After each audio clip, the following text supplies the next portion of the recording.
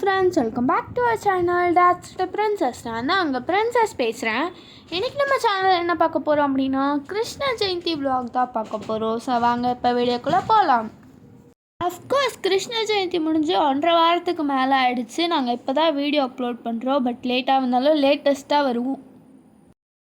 கவலைப்படாதீங்க. இந்த மாதிரி ஆர்த் ஒர்க் பண்ணுற மாதிரிலாம் எடுத்ததுன்னா அது என் அண்ணன் தான் ஒரே ஆள். ஏன்னா ஆச்சுன்னு தெரில, திடீர்னு இந்த மாதிரி பூகம்பம் அந்த மாதிரி எடுக்க ஆரம்பிச்சிருவான். அவ்வளோதான், அந்த பூகம்பம் எல்லாம் முடிஞ்சிடுச்சு. ஆக்சுவலி கிருஷ்ண ஜெயந்திக்கு பார்த்திங்கன்னா நாங்கள் என்ன பிளான் வச்சுருந்தோன்னா, ஆல்ரெடி நாங்கள் பெரும்பூர் ஸ்ரீனிவாசாலேருந்து நாங்கள் ஒரு கிஃப்ட் ஹேம்பர் மாதிரி வாங்கிட்டு வந்திருந்தோம். அந்த ஹேம்பருக்குள்ளேயே பார்த்திங்கன்னா கிருஷ்ண ஜெயந்திக்கு தேவையான எல்லாமே இருந்துச்சு வித் ஃபோட்டோ. கிருஷ்ணர் ஃபோட்டோ, அதுக்கப்புறம் கிருஷ்ண ஜெயந்திக்கு செய்யக்கூடிய அனைத்து பலகாரங்களும் அதுக்குள்ளேயே பார்த்திங்கன்னா இருந்துச்சு. ஸோ அதையே வச்சு கும்பிட்டுடலாம், அப்படியே பூஜா ரூம் மட்டும் செட் பண்ணி அதை வச்சு கும்பிட்டுடலாம் அப்படின்னு தான் ஐடியா இருந்துச்சு. பட் அந்த ஐடியா எப்படி மாறுச்சு அப்படி என்றால், நான் கிருஷ்ண ஜெயந்தி அன்னைக்கு காலையில் ரொம்ப போர் அடிச்சுது. எனக்கு ரொம்ப ஒரு மாதிரி இருந்துச்சு, ரொம்ப போரிங்காக அந்த மாதிரி ஒரு மாதிரியே இருந்துச்சா. அதனால் நாங்கள் பார்த்திங்கன்னா என்ன பண்ணோம் அப்படின்னா, நான் ஏதாச்சும் ஒரு புது ரெசிபி பண்ணலாம் கிருஷ்ண ஜெயந்தி அன்னைக்குமா அப்படின்னு சொல்லிட்டு பிளான் வச்சுருந்தேன். அது அப்படியே ரொம்ப நேரம் நான் தேடிட்டு கடைசியாக மிக்சரு, லட்டு, அதுக்கப்புறமா பாயாசம் பண்ணலாம் தான் வந்தேன். ஸோ அதுக்கான ரெசிபீஸ் தான் நீங்கள் இப்போ பார்க்குறீங்க. ஃபஸ்ட்டு மிக்சருக்கான ரெசிபி அப்படின்ட்டு நீங்கள் இப்போ பார்க்குறீங்க. ஏன்னா கொதிக்கிற எண்ணெயில் இந்த ஃப்ரைடு கிராம்ஸ் இருக்கும்ல, உடச்சக்கல்ல, அதை நான் வறுத்து அதை பொரித்து எடுத்துக்கிட்டேன். ஸோ இது இந்த மாதிரி ஏதாச்சும் ஒரு வடிகட்டியில் பொரித்து எடுத்துக்கிட்டிங்கன்னா உங்களுக்கு ஈஸியாக இருக்கும். அது உங்களுக்கு தனியாக ரொம்ப நேரம் அந்த கடாயிலேருந்து எடுக்க வேண்டியது இருக்காது.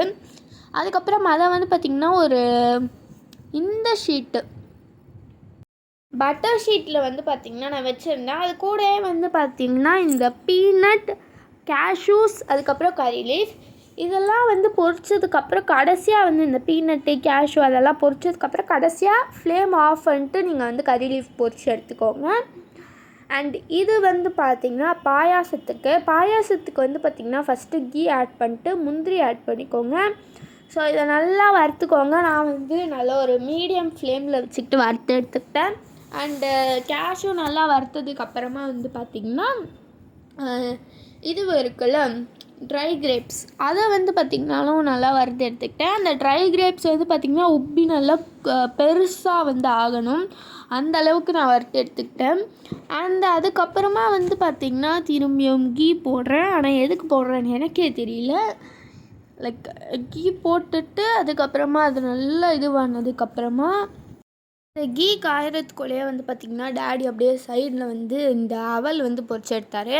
அவலுமே பார்த்திங்கன்னா நம்ம எண்ணெயிலே பொரிச்சு எடுக்கணும். அது அவல் நல்லா எண்ணெய் காஞ்சிருந்ததுன்னா ஒரு 3 to 5 செகண்ட்ஸ்குள்ளே அதுவே பொரிஞ்சு வந்துடும்.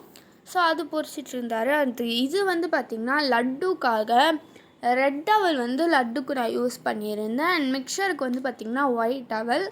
லட்டுக்கு நான் கீ போட்டு அவல் நல்லா வறுத்து எடுத்துக்கிட்டேன். அதுவுமே இந்த அவல் பார்த்திங்கன்னா நல்லா கிறிஸ்பி ஆகிற வரைக்கும் நம்ம வறுத்து எடுத்துக்கிட்டோம்.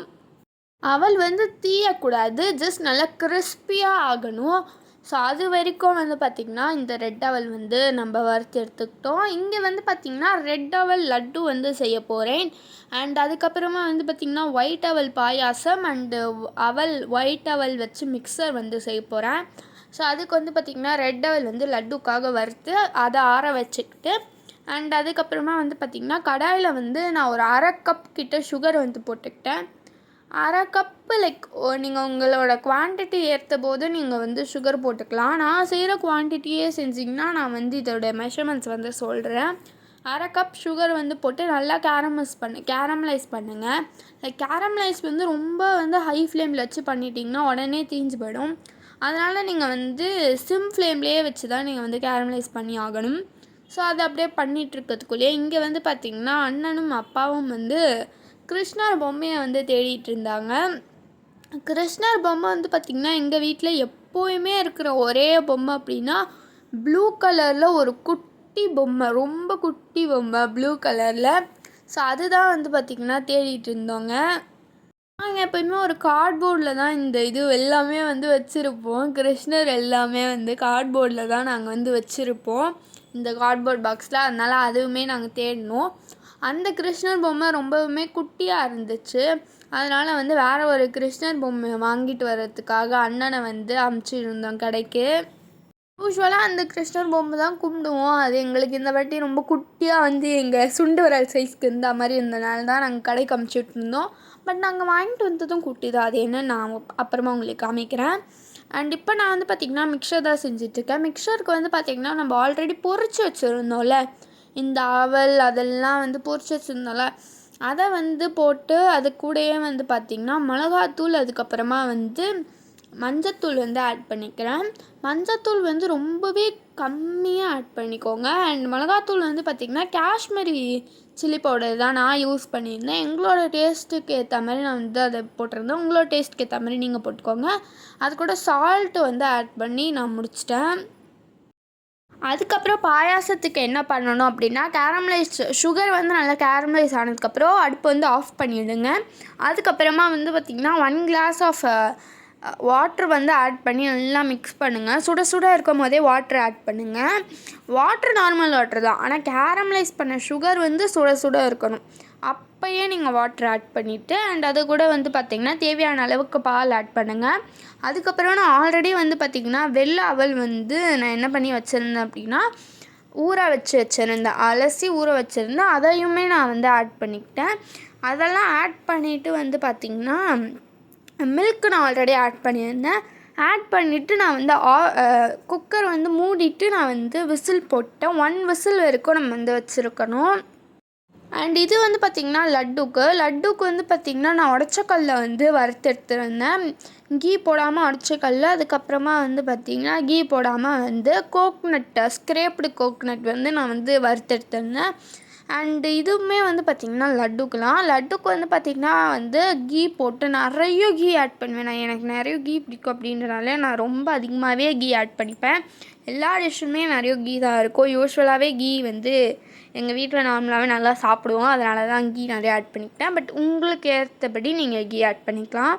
ஸோ அது போலயே கீ வந்து ஆட் பண்ணிவிட்டு கேஷ்யூ போட்டு நல்லா வறுத்தெடுத்துட்டு, கேஷ்யூ நல்லா வறுத்தெடுத்ததுக்கப்புறமா அது அந்த வறுத்ததுக்கப்புறமா வந்து பார்த்திங்கன்னா அது கூட வந்து நான் கிரேப்ஸையும் ஆட் பண்ணி நல்லா வறுத்தெடுத்துக்கிட்டேன்.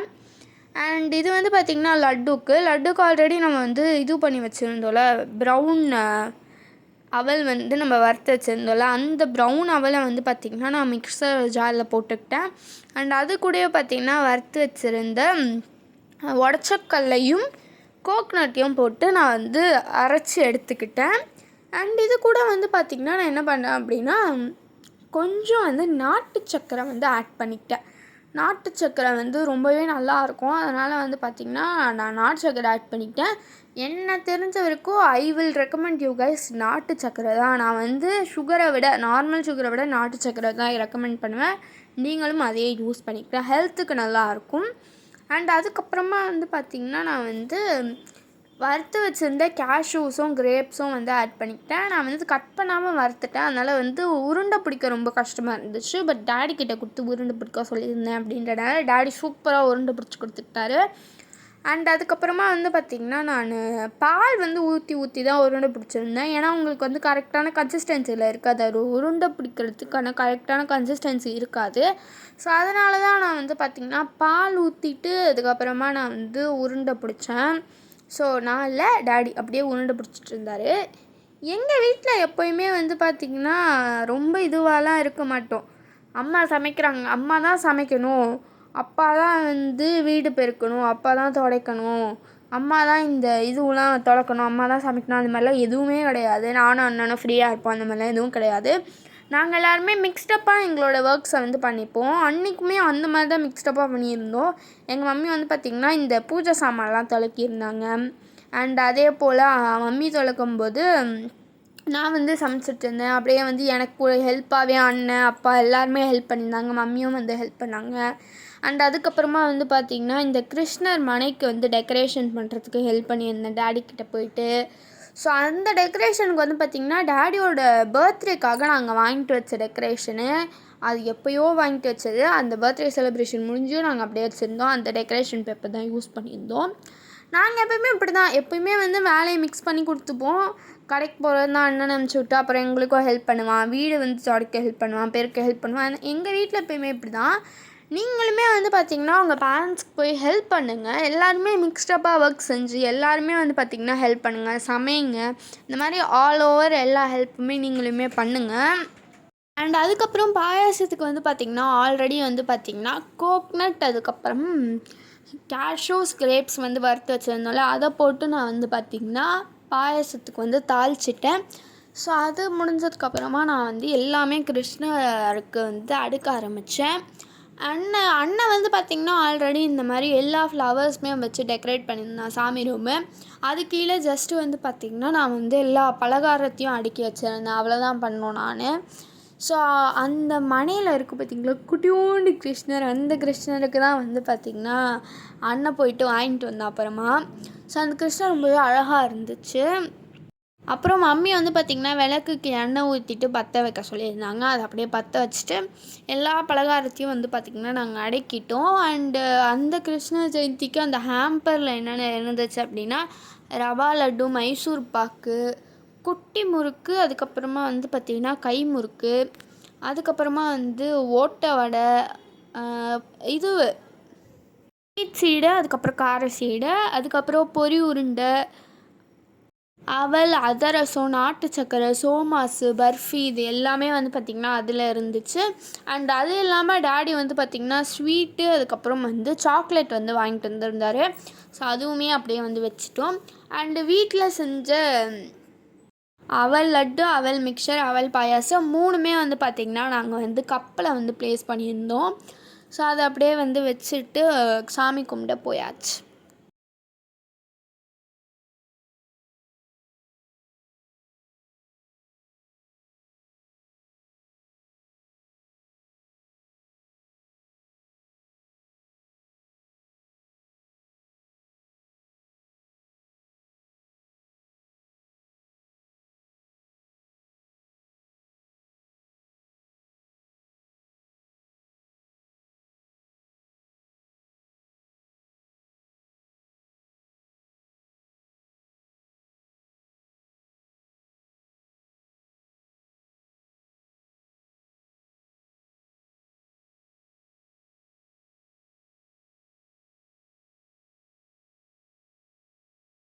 மேலே இருந்து வந்து பார்த்திங்கன்னா தாத்தாவை கூப்பிட்டு வந்து சாமி கும்பிட்றதுக்கும் கூப்பிட்ருந்தோம். அப்படியே அவர் வந்து பூஜை பண்ணிகிட்டு இருந்தார். அதுக்குள்ளேயே வந்து பார்த்திங்கன்னா அப்பா வந்து கோக்னட் வந்து உடச்சிட்டு இருந்தார், தேங்காய் உடைச்சார். அதுக்கப்புறமா நாங்கள் அந்த தேங்காயுமே வச்சுட்டோம். தேங்காய் தண்ணியுமே நாங்கள் வந்து அங்கே வச்சுருந்தோம்.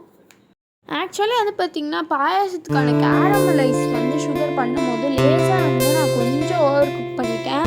அது என்ன ஆச்சுன்னா, நான் வந்து பால் வந்து காய வச்சுருந்தேன். பால் காய வச்சதுக்கு முன்னாடியே நான் வந்து பார்த்திங்கன்னா நான் வந்து இது கேரமலைஸ் பண்ணுறதுக்காக சுகர் வந்து வச்சுட்டேன். அதனால் வந்து பார்த்திங்கன்னா அது ரொம்ப கொஞ்சம் ஓவர் குக் ஆனதுனால லேசாக கசப்பு தன்மை இருந்துச்சு. ஆனால் அதுக்கப்புறமா நான் வந்து பார்த்திங்கன்னா சுகர் போட்டு மிக்ஸ் பண்ணி பால், தண்ணி, சுகர் மூணுமே போட்டு அப்புறமா மிக்ஸ் பண்ணிட்டேன். ஏன்னா வந்து அது ரொம்பவே திக்காகிட்டே இருந்துச்சு. பாயாசம் வந்து பார்த்திங்கன்னா பால் ஊற்ற எப்படி கட்டியாயிடும்.